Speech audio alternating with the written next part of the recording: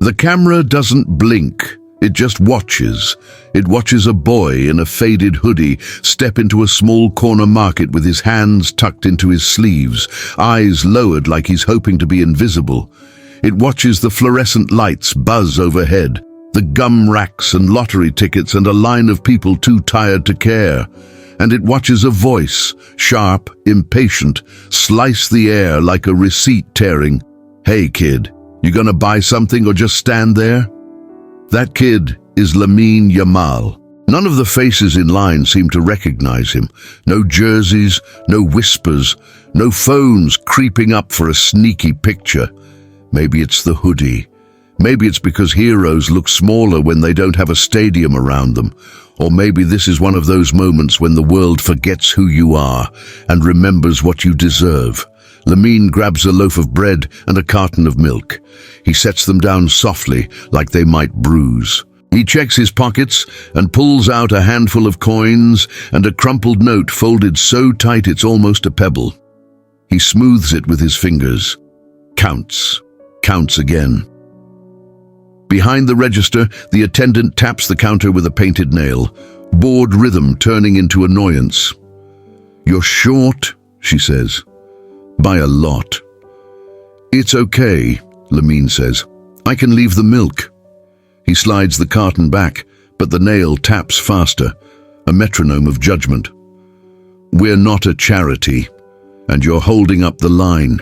Someone in back sighs, the way people sigh when they've decided they're better than you. The man behind Lamine shifts, checks his watch. A young woman in scrubs looks down at her phone and shakes her head. Lamine nods, cheeks pink, already apologizing for existing. He gathers the coins, then drops one. It spins on the tile, a thin metallic whine that feels louder than the buzz of the lights. "Don't make me call security," the attendant says. "Security for bread and a kid. Lamine starts, but his voice cracks. He swallows it. "Sorry." He reaches into his pocket again. This time he pulls out a small, folded photograph. The edges are soft and white with wear. He unfolds it with reverence, like a prayer, and stares at the smile in the picture. A woman, tired eyes, radiant anyway. "My mom likes this bread," he whispers, almost to himself. The attendant rolls her eyes. "Kid, I've heard every story." Lamine tucks the photo back, nods once more and turns to go. He leaves the bread, the milk and whatever dignity he had left on that counter. The door opens with a chime that used to sound cheerful to him. Not today. But the camera doesn't blink.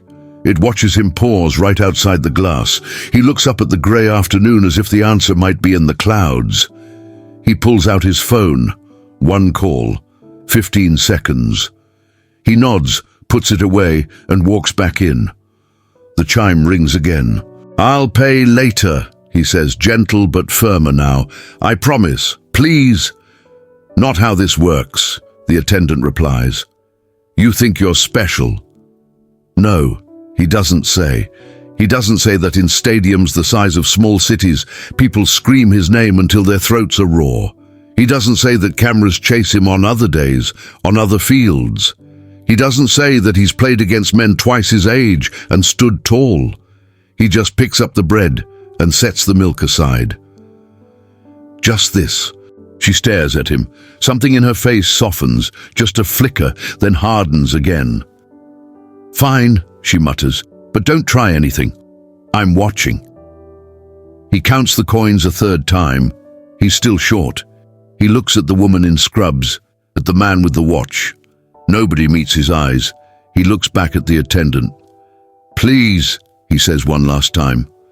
"Put it back," she answers, "or I'm calling someone." He sets the loaf down.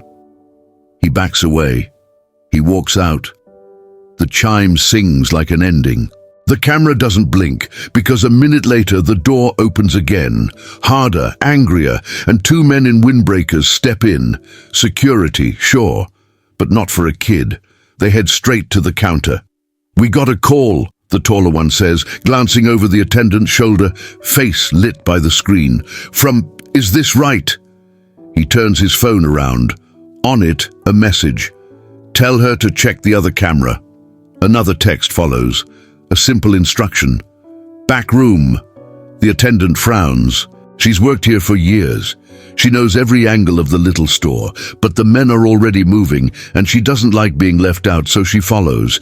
And the camera, our camera, can't see them anymore. The back room camera can. It sees a shelf in chaos, a box torn open, a scatter of cereal bags like broken promises. A small figure, hoodie dark against cardboard, reaching down, gathering, replacing, not stealing, cleaning. The footage rewinds and plays again, slower. A delivery earlier that afternoon had toppled. A clerk left to fix it later. This kid, had walked in, seen the mess, and while everyone else was elbowing past the discount fruit and price stickers, he had knelt and put every bag back, one careful handful at a time. The attendant's mouth falls open. There's no sound in the back room except the soft, relentless hum of the fridge and the frantic beating of her own heart. On the screen, the boy finishes stacking the last bag. He stands. He brushes crumbs from his knees. He looks up at the camera, just a glance, and smiles shyly as if apologizing for being caught doing something good. Then he walks out to the front and tries to buy bread. When the attendant returns to the counter, the line has shifted. The man with the watch is staring at the door. The woman in scrubs has lowered her phone. The security men wait, arms crossed, eyes kind. The attendant swallows. The camera watches her learn how heavy a sorry can feel. And then the chime rings again. He's back. The hoodie shadows his face, but the eyes are unmistakable if you've ever seen them in the right light. A boy old enough to be a legend and young enough to still be tender. "I forgot something," he says quietly. "Wait," the attendant blurts. "Please." The words tumble out. Not a speech. She doesn't have that skill, but a confession, clumsy and sincere. She saw the back room. She saw him tidy what wasn't his mess. She saw what she didn't deserve to see, the kind of kindness that happens when the world isn't looking. "I'm sorry," she says, "for how I spoke to you, for assuming." He nods, the smallest of nods, but his voice is steady. "It's okay." And you know he means it. Silence stretches. Then the door opens again, and this time the chime is drowned by something bigger, a sudden murmur that swells into a gasp. A bus outside, blue and red. A crest you know, even if you pretend you don't care. A coach steps in, followed by a trainer. And then, phones finally rise, too slow, too late. Faces shift, and the name they'd ignored 5 minutes ago hits them like a lights-on moment. Lamine doesn't look at the sudden recognition. He looks at the attendant. "I called them," he says softly. "My ride." They were close. The coach nods to the attendant. "We had a training session at the community field. He left his wallet in the van." He reaches into his pocket and pulls out a card. "For the bread," he says, "and for any kid who comes in here hungry and short." The attendant stares. Lamine puts the bread on the counter again, but this time he adds the milk. He adds fruit. He adds a chocolate bar he hadn't dared consider before. The coach swipes the card. The receipt prints like a new kind of music. Before anyone can say anything else, Lamine takes out the photograph again. He shows it to the attendant up close. The woman in the picture has tired eyes and a smile that forgives the world. "It's her birthday," he says. "She liked this bread when we had nothing. We don't have nothing now, but I don't want to forget." The attendant blinks hard. Her voice is a whisper. Happy birthday to her. He turns to go. The crowd parts, not out of awe for the crest on the bus, not entirely, but out of something gentler that can make a person taller. Respect. He reaches the door. The chime is sweet again. "Wait," the attendant says, and her hand trembles just enough to notice as she reaches beneath the counter. She pulls out a white envelope, the kind used for lost and found or tiny miracles, and slips inside a gift card, A note scrawled quick and awkward. "For your mum, from someone who's learning." She pushes it toward him. He hesitates, then takes it. "Thank you."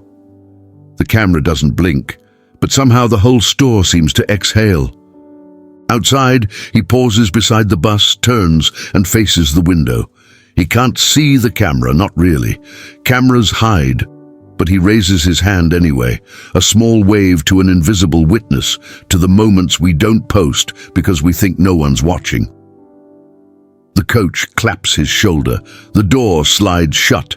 Days pass.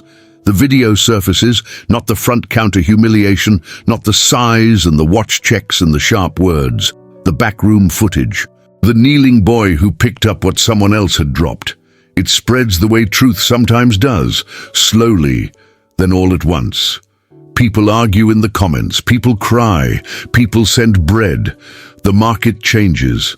A handwritten sign appears by the register. "If you're short today, ask." We've all been there. A small donation jar sits beside it, always full, never empty. A river of coins that remember their own weight. The attendant smiles differently now. She recognizes faces she didn't see before, the kind that keep a neighborhood alive. She learns names, and somewhere, a boy with a hoodie and a world on his feet peels back a loaf of bread and sets it on a kitchen table. A woman with tired eyes, brighter now, breaks the first piece.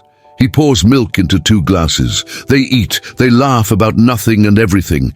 The camera isn't there, and that's the point. But you remember this. The camera doesn't blink. It doesn't lie.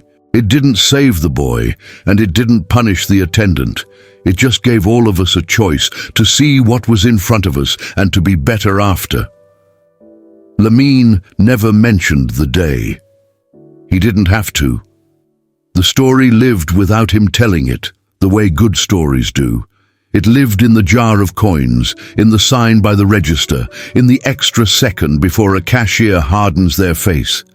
It lived in the way a crowd of strangers learn to make room.